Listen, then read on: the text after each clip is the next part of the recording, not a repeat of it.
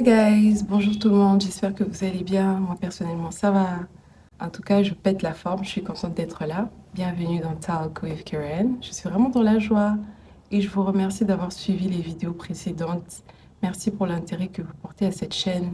Merci pour les likes, merci de suivre les vidéos, ça me fait énormément du bien. J'ai envie de dire un truc, c'est pas facile de filmer au Congo, hein. En fait, j'ai l'impression que c'est un combat en fait. Il y a des bruits, il y a des gens qui parlent, j'ai du mal à trouver un endroit calme, tranquille pour filmer. Mais moi, je me dis, l'important, j'essaye de régler le son du mieux que je peux.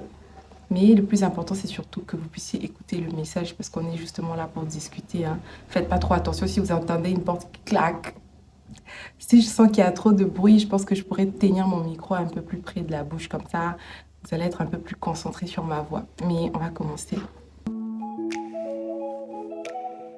Aujourd'hui, on va parler des caractéristiques, de 5 caractéristiques des mauvais leaders chrétiens.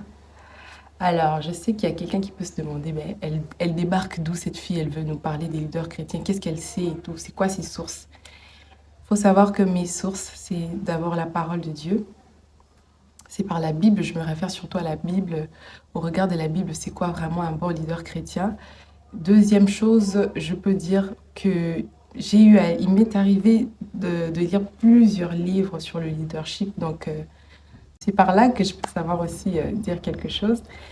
Non seulement des livres que j'ai pu lire, mais aussi de mon expérience, parce que j'ai connu des leaders, différents leaders, et tout ça, et j'ai pu aussi discerner avec la parole de Dieu, avec ce que Dieu dit. Donc voilà mes sources.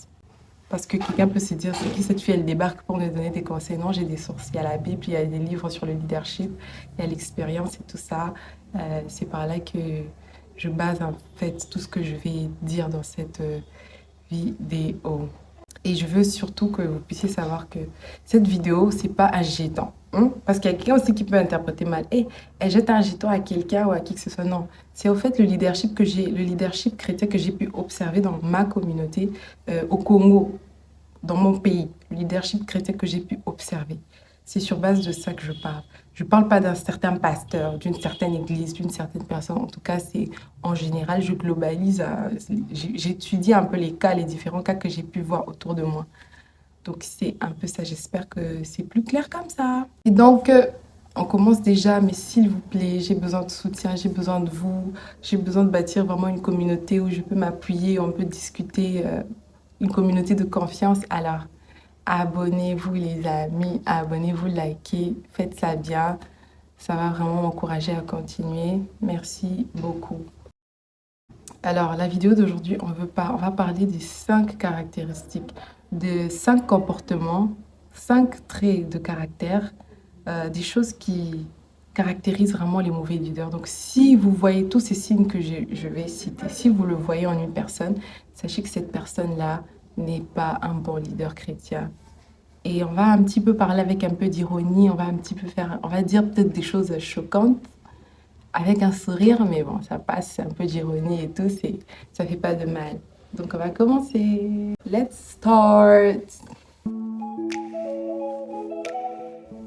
Première caractéristique d'un mauvais leader chrétien. Un mauvais leader chrétien, il ne va pas vous conduire à Christ, mais il va vous conduire à lui-même. Il va vous conduire par lui-même. Comment? Il va vous pousser à beaucoup trop l'apprécier, beaucoup trop l'élever, le louer en quelque sorte, presque l'adorer. Il va vouloir à ce que vous ayez une trop haute opinion de lui, que vous puissiez vraiment l'élever, quoi, comme si lui, il est vraiment supérieur, vous voyez. Il ne saura jamais vous conduire à Christ, mais il va toujours vous conduire à lui, à son image, à sa personne. Il faut absolument que vous soyez comme lui. Il faut absolument que vous puissiez faire les choses comme lui. Lui, c'est la perfection. Soyez vraiment comme lui. C'est lui, quoi. Il va toujours vouloir que l'attention soit sur lui. Et il ne mettra jamais des limites. Quand les gens viendront un peu comme pour l'adorer, il ne saura jamais mettre des limites. Pour lui, c'est bien, voilà, je suis l'homme de Dieu. Les gens... Il va toujours laisser les gens, des fois, se mettre à genoux devant lui, les gens se renverser devant lui, les gens les mettre des pagnes, je sais pas moi, pour qu'ils puissent marcher. Il va toujours laisser les gens pleurer sur ses pieds, comme si lui, il est un seigneur. Il ne saura jamais mettre des limites au peuple pour dire que non, moi, je suis une simple personne. Celui que vous devez adorer, celui qui mérite toute attention, c'est le Seigneur Jésus, c'est pas moi. Il saura jamais mettre ces limites-là. Il va toujours vouloir être le centre de l'attention. Caractéristique numéro un d'un mauvais leader, c'est vraiment ça. On passe à la deuxième caractéristique, ok? Un mauvais leader chrétien, il va vous faire acheter des choses que Dieu vous a données gratuitement. Il va vous faire acheter des bénédictions. Il va vous faire acheter la grâce de Dieu. Il va vous faire acheter la guérison. Il va vous montrer que Dieu a besoin de votre argent. Il va vous montrer que Dieu est impressionné par votre argent.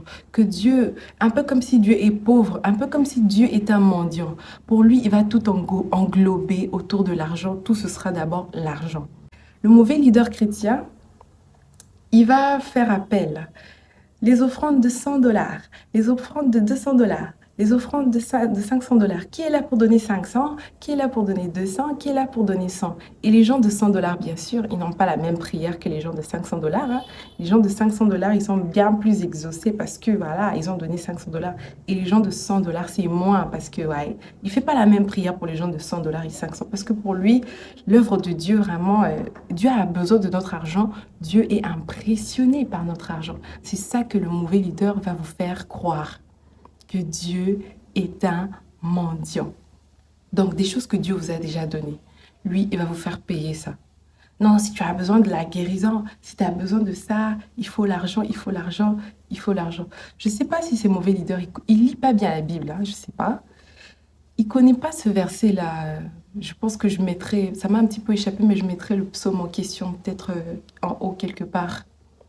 Le psaume de David qui dit que, Seigneur, si je pouvais te donner toutes les offrandes du monde, si je pouvais faire pour toi des autels, des milliers, si je pouvais te faire une très grande offrande, ben, je serais dans la capacité de faire ça. Mais ce n'est pas ce que tu cherches. Si je pouvais le faire, j'allais le faire. Mais ce n'est pas ce que tu cherches. Ce que tu cherches, c'est d'abord mon cœur. C'est vrai que l'offrande est très importante. L'offrande, on ne peut pas le négliger. Mais au point de penser que Dieu a besoin de notre argent. Quelqu'un qui te fait comprendre tout le temps que Dieu, il faut l'argent, les choses de Dieu, on ne peut pas les dissocier avec l'argent. Mon cher, mon frère, ma soeur, il y a un problème. Sache que c'est un mauvais leader. Si vous faites toujours mettre Dieu et l'argent au même, there's a problem. Je sais que ce que j'ai dit, ça peut être problématique. Mais on est là pour discuter. Vous allez dire ce que vous en pensez dans les commentaires. On passe. Un mauvais leader chrétien, il va toujours vouloir à ce que vous puissiez dépendre de lui. Il ne voudra pas que vous puissiez grandir spirituellement. Vous savez, un bébé spirituel, bah, vas-y. Grandir spirituellement, c'est surtout être à mesure de discerner ce qui est bien et ce qui est mal. Grandir spirituellement, c'est être capable de discerner ce que tu entends avec la parole de Dieu. Tu peux être là en train d'entendre un message, tu as ta Bible, tu dois discerner, en fait. Tu ne dois pas dire oui et amen à tout. Tu dois être capable de discerner si un message, un serment est conforme à la parole de Dieu. Mais un mauvais leader, il voudra à ce que vous puissiez dire oui et amen à tout ce qu'il dit. Et essayer un peu de contrecarrer, de discuter sur ce que lui, il enseigne, ben lui, il n'aime pas ça. Quand vous essayez de dire, s'il vous plaît, j'ai pas bien compris, est-ce que ce que vous aviez dit, c'est vraiment conforme à la parole de Dieu? Pour lui, c'est comme si vous êtes en train de le confronter, quoi. Il faut toujours que vous puissiez dire oui et amen à tout ce que lui dit, à tout ce que lui pense, sa façon de penser, de faire, de prêcher. C'est la meilleure façon. Vous ne devez jamais être pas d'accord avec lui. Il faut toujours absolument être d'accord avec lui. En fait, il veut vous rendre tout le temps dépendant de lui. Il ne veut pas que vous puissiez grandir, évoluer, grandir spirituellement, comprendre les choses par vous-même, discerner ce qui est bien, discerner la volonté de Dieu par vous-même. Mais il veut être votre Saint-Esprit. Il veut vous montrer comment vous devez vivre votre vie, votre consécration, tout ça, tout ça. Il ne veut pas vous laisser écouter Dieu par vous-même, discerner ce qui est bien par vous-même. Il veut absolument que vous soyez toujours sous son aile. Il veut que vous soyez dépendant. Il ne cherche pas à ce que vous puissiez grandir. Ça, c'est vraiment caractéristique d'un mauvais leader. Un mauvais leader chrétien, il va toujours vouloir à ce que vous puissiez penser que lui, il est un super homme, qui n'a pas votre niveau, qu'il est vraiment au-dessus de vous. Il va nourrir en vous à ce que vous puissiez avoir une très haute opinion de lui, que vous puissiez penser que lui, il n'a pas les mêmes gènes que vous. Même si vous priez les mêmes heures, lui, quand il prie, Dieu l'entend plus. Lui, quand il jeûne, Dieu l'entend plus. Lui, sa façon de prier, ça surpasse tout le monde. Lui, il est le meilleur. Lui, il est ceci. Lui, il est cela. Il va toujours vouloir mettre une distinction entre vous et lui, un peu comme si c'est impossible pour vous d'être comme lui. Même si vous priez, je sais pas moi comment, vous pouvez jamais manifester ce que lui manifeste parce que lui, il a des gènes un peu trop divins, je sais pas comment. Il va nourrir ça dans votre tête que il est trop spécial, il fait pas d'erreur, il est trop parfait, vous n'avez pas les mêmes niveaux. Et ça va vraiment créer un manque de confiance aussi en vous. Vous allez vous dire, ah, puisque je suis pas comme lui, je serai jamais comme lui. Ah, moi, je suis rien. Vous allez un petit peu vous dévaloriser et vous allez toujours dépendre de lui parce que vous allez vous dire que lui, il est le chemin, lui, il est la vérité, lui, c'est le meilleur.